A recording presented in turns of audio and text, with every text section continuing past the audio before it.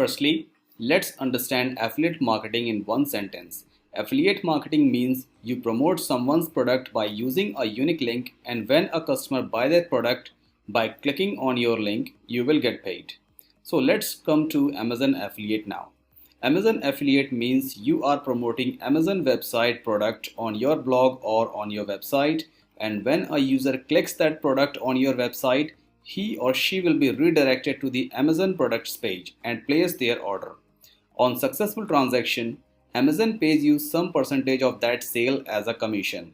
So this commission percentage ranges between 5% to 12% depending on the type of product you referred. Now, let me make the entire process easy for you. The whole Amazon affiliate program works for you in this way.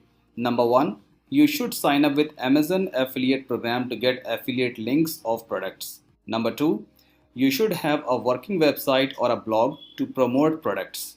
Remember, when you will be signing up with Amazon affiliate program, they ask your website URL. So our initial step should be to make a website for our Amazon products promotion first, and then after we can sign up with Amazon affiliate program. So let's jump to next lecture and understand about Amazon products niche first before starting Amazon affiliate website development.